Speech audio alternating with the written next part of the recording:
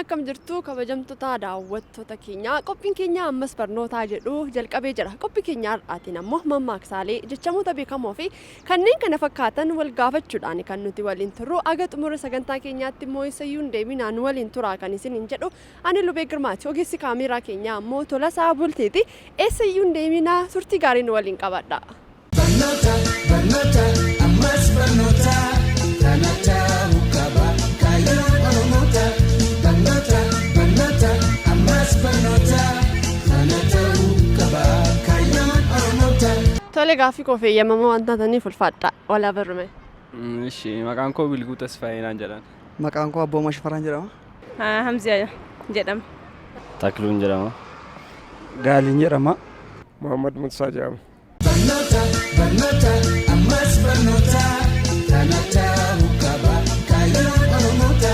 Barnoota ammas barnoota kanata mukaba kaayyoon oromoota. Sanyoo jechuun maal jechuudha? Sanyoo beeku. Sanyoo jechuun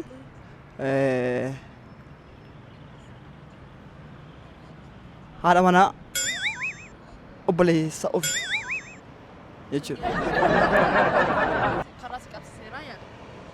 Ani beeku nu gaala godha. Wixata. Sanyoo jechuun wixata. Wixata jechuudha. Sanyoon afaan Oromooti moo afaan Amaaraati? Sanyoon afaan Amaaraati. Afaan Amaaraati. Kanaafuu sanyoo aadaadha garuu aadaa keessa jira sanyoo kan jedhamu aadaa keessa jira. Sanyoon sun maali?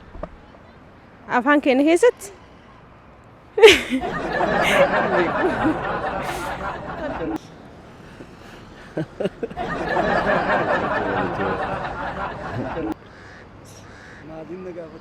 Sanyoo jechuun maal jechuudha? Amaariffaan immoo Oromoffaan. Sanyoo immoo ani dafinoom. Aadaa Oromoo keessa jira sanyoo jedhama. Yaa beechi waan waan gaatu nuga. Natti mi. Abiddi salphaadha baay'ee salphaadha. Sanyoo jedhu bakka abbootiin waan ta'e sanyoo jedhu. Dhageen beeku.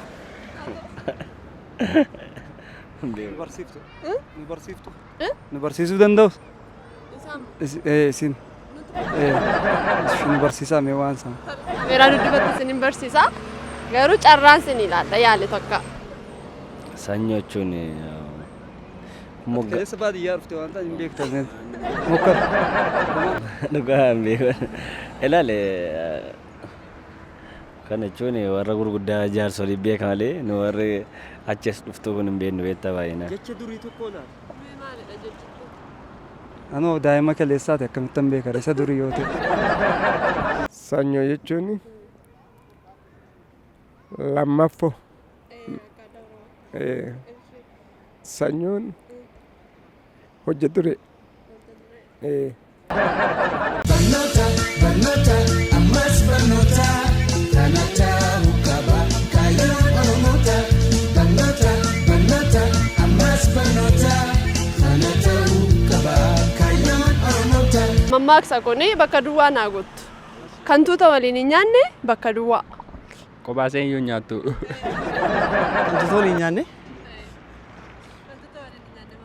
Qobaasee nyaatu. Qoba nyaattu jechuudha. Qoba nyaattu jechuudha. Kan nama jaalladha yaa. Kan tuuta waliin hin nyaanne bakka duwwaa. Kan tuuta wajjin hin nyaanne. Waa.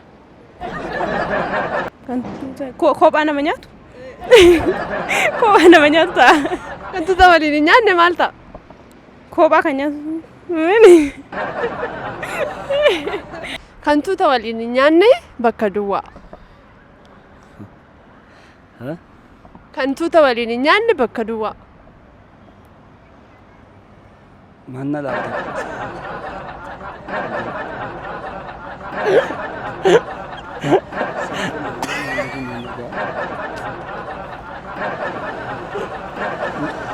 Maal jedheen deebisa amma kan? Dakkeen waan beeku. Kan tuuta waliin hin nyaanne bakka duwwaa. Wantoota waliin hin nyaanne waan nyaatan irraan dhoorganii. Tuuti jechuun nama baay'ee dhamte tuuta waliin kan hin nyaanne bakka duwwaa. dhiifama. Barnoota barnoota ammas barnoota kana ta'uu qaba kaayyoon Oromoota. Barnoota barnoota ammas barnoota kana ta'uu qaba kaayyoon Oromoota. Dubartiin kitaaba qulqulluu gara afaan Oromootti Onesmoos Nasiib waliin ta'uudhaan gara afaan Oromootti hiikte eenyudha maqaan ishee? Aster Gannoo. Sirrii Asteer Gannooti. Kanaan dura isa malee hojii biraa hojii aartii Oromoo keessatti gahee akkamiin taphatte? I don't know. Aster Gannoo?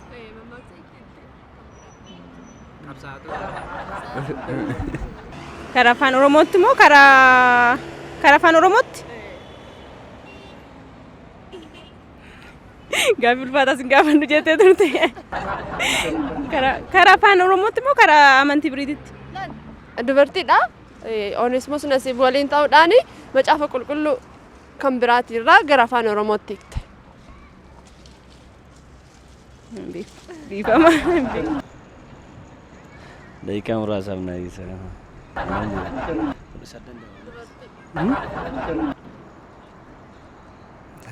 Macaafa qofa hiikte tun taane mammaaksaalee garaa garaallee bifa kitaaba gootee qopheessitee jirti.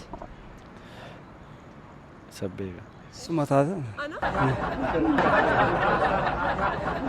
Sirraan dhagee waan ta'eef suma ta'a. Maali dhageenye? Dhaga'ee beeka garuu harkaa badee beektan. Sirraan dhagee. Dhiifama. Dhiifama. Barnoota barnoota ammas barnoota kana ta'uu qaba kaayyoon Oromoota. Barnoota barnoota ammas barnoota kana ta'uu qaba kaayyoon Oromoota. Naannoo keessanitti jechuudha. Namooti farda qabanii farda isaaniitiif maqaa akkam akkamii moggaasuuf? Bulloo. Mollaa. Kan biraa immoo eenyudha farda kana? Shondaa gammachuu hin jedhuun. Fardaan gammachuu hin jedhuun. Naannaa keenyatti gammachuu hin jedhu. Shondaa hin jedhu. Bulloos hin jedhu. Farda isaaniitiif? Farda koo jechuudha malee maal jedhamu waan biri? Fakkeenyaaf abbaa boraa, abbaa shanqoo kan jedhan jira miti? Isa akkasii isin biratti akkam jedhanii maqaa baasuuf? Abbaa booraa farda koo baqa kanuma beekan. Kunillee baay'ee salphaadha. Naannoo keessanitti namoonni farda qaban farda isaanii maal jedhanii waamu? Fardeen jedhanii gaangulas jedhanii soorama.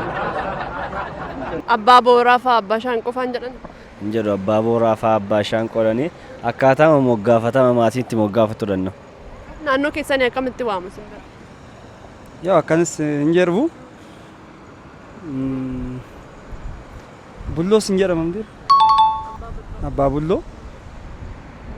Akkanumatti waamame reen yaada. Farda. Gaarree. Magaala. Adii. Diimaa. Barnoota barnoota ammas barnoota kana ta'uu qaba kaayyoon Oromoota. Barnoota barnoota ammas barnoota kana ta'uu qaba kaayyoon Oromoota. Gaaffii koo fayyamamoo waan taataniif ulfaadha. Atis galatoomi. Ayyeen galatooma ulfaadha. Ishi galatu. Ayyeesh galata. Galatoomash. Galatooma. Barnoota barnoota ammas barnoota kana ta'uu qaba kaayyoon Oromoota. Barnoota barnoota ammas barnoota kana ta'uu qaba kaayyoon Oromoota. Walitti deebinee jirra kabajamtoota daawwattoota keenyaa qophii keenyarraa barattaniittu akkasumallee ittiin bohaartaniittu jenneetudha kan nuti abdii qabnu gaaffii gaafachaa ture keessaa muraasa deebisuuf yaalaa gaaffii tokkoffaa gaafanne irratti sanyoo jechuun maal jechuudha jenneetudha kan nuti gaafanne sanyoo jechuun egaa haadha manaan yookaan abbaa manaan utuu haadha manaa qabanii kan isaan gara bakkeetti deemmatanii sanyoo jedhamaa jechuudha wanti kun aadaadha inni kan biraan ammoo abbaan manaa gara manaa keessa hin jiru yoo ta'e dhiirti biraa gara haadha manaa isaa keessa mana gaafa seennu seenu okkoo fi qoobii bakkeetti fanniseetudha kan inni seenu. Abba manaan gaafa seenu qoobii fi okkoo sana gaafa alatti argee ofirra garagalee deebi'a malee gara manaan seenuu jechuudha. Inni kun sanyoo jedhama jechuudha. Gaaffiin lammaffaa gaafanni kun ammoo mammaaksadha. Mammaaksi kunis kan tuuta waliin hin nyaanne bakka duwwaa jennee gaafannee kan tuuta waliin hin nyaanne egaa hantuuta waliin nyaataa jedhama jechuudha. Inni kun tokkummaa ibsuu danda'a, wanta baay'ee bakka bu'uu danda'a jechuudha. Naannoo keenyatti ammoo abbaa booraa, abbaa shaashoo, abbaa bulloo fa'aa jedhanii waamuu jechuudha. Gaaffii afuraffaa fi sadhumaa gaafanne irratti dubartiin Onesmoos Nasiib waliin ta'uudhaan kitaaba qulqulluu gara afaan Oromootti hiiktee maqaan ishee eenyu jennee gaafanne. Egaa dubartiin kun Asteer Gannoo jedhamti. Asteer Gannoon egaa kitaaba qulqulluu qofa afaan Oromootti hiikte utuu hin taane mammaaksaalee fi jechamoota afaan Oromooillee bifa kitaabaa gochuudhaan maxxansiteetudha kan isheen jirtu jechuudha. Egaan kabajamtoota daawwattoota keenyaa qophiin keenya ammas barnootaa jedhu kan torbee kana fakkaata ture. Nu daawwachaan waliin turuu keessaniif hedduu sin galateeffannee torbee qophii kan birootiin gaaffii kan birootiin aga walitti deebinutti nama torbanii nu haa taasisu nagaatti. Barnoota, barnoota, ammas barnoota, kanata hukaba, kaayyoon Oromoota. Barnoota, barnoota, ammas barnoota, kanata hukaba, kaayyoon Oromoota. Barnoonni dhugaa, ifirraa eegala. Aadaa hubachiisee seenas ni xinxiira qoftuu fi balleessa haamilee kufte kaasa ija jaame banaa sammuu bilisoomsa ija jaame.